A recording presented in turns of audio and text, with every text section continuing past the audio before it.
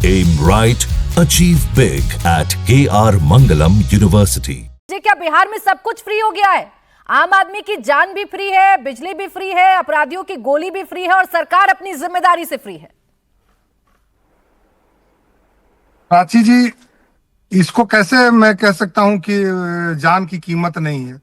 जिस तरह से इन दिनों अपराध की घटनाएं घट रही हैं, आज हमारे नेता आदरणीय चिराग पासवान जी की मुलाकात भी हुई है भाजपा के राष्ट्रीय अध्यक्ष जी से, और अपने कंसर्न को उन्होंने रखा भी है कि जो उनकी चिंताएं बिहार को लेकर के है, विधि व्यवस्था को लेकर के, और उन्होंने भरोसा भी दिया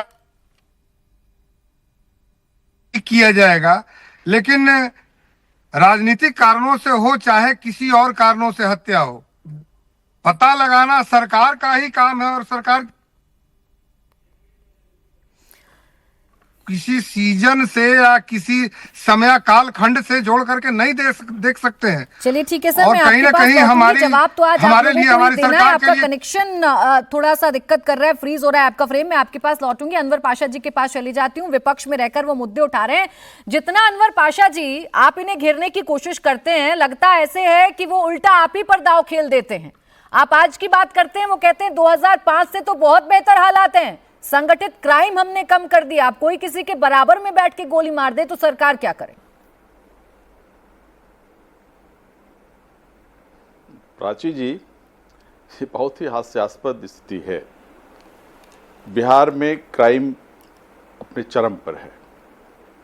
पूरे बिहार की छवि आज विश्व में, भारत में ही नहीं विश्व में क्रिमिनल स्टेट की छवि बनी हुई है, एक आपराधिक स्टेट की छवि बनी हुई है पूरे विश्व में। भारत में सबसे ज्यादा हत्याएं हो रही हैं बिहार में। हत्या में बिहार टॉप कर रहा है, रेप में बिहार टॉप कर रहा है, क्राइम में बिहार टॉप कर रहा है। ये बिहार की छवि बनी हुई। डकैती में बिहार टॉप कर रहा है। ये सरकार के आंकड़े हैं, ये मैं नहीं कह रहा हूं। और उसके बाद हमारे एडीजी क्या कहते हैं? मैं भर्त्सना करता हूं इस तरह के स्टेटमेंट की, क्योंकि उन्होंने किसानों को अपराधी बता दिया, किसानों को हत्यारा बता दिया, उन्होंने किसानों को क्रिमिनल बता दिया। उन्होंने बिहार के किसान क्रिमिनल हैं, इसीलिए जब उनके पास काम नहीं होता है तो वो क्राइम करते हैं, वो हत्याएं करते हैं। ये स्टेटमेंट हमारे एडीजी साहब का है। और जो सरकार है वो मूक दर्शक बनी हुई है। हमारे चीफ मिनिस्टर कहाँ हैं?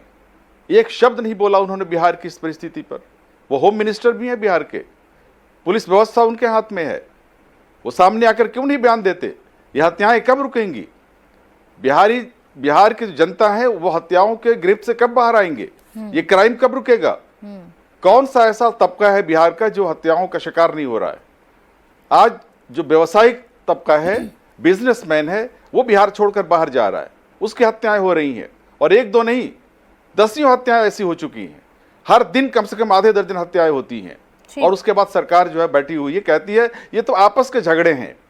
ये आपस के झगड़े देखा आपने? सीसीटीवी फुटेज देखी आज पारस हॉस्पिटल का सीसीटीवी फुटेज, रोंगटे खड़े हो जाते हैं। कोई सुरक्षित नहीं है, न सड़क पर, न घर में, न दफ्तर में, न अस्पताल में, कोई सुरक्षित नहीं है। 5 हत्यारे घुसते हैं रिवॉल्वर लेकर के, कोई रोक टोक नहीं हुआ, कोई पुलिस नहीं, कोई सिक्योरिटी नहीं है, और जा करके वो हत्या करके बड़े आराम से वो चले जाते हैं। ये मनोबल, क्या आप कभी बिहार में कभी क्रिमिनल्स का मनोबल ऐसा था?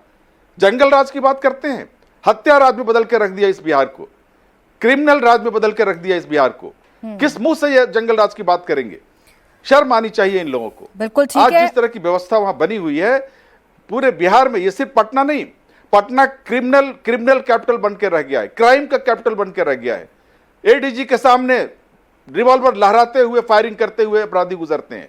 चीफ मिनिस्टर के घर के सामने अपराधी गोलियां चलाते हैं, वहां फायरिंग करते हैं।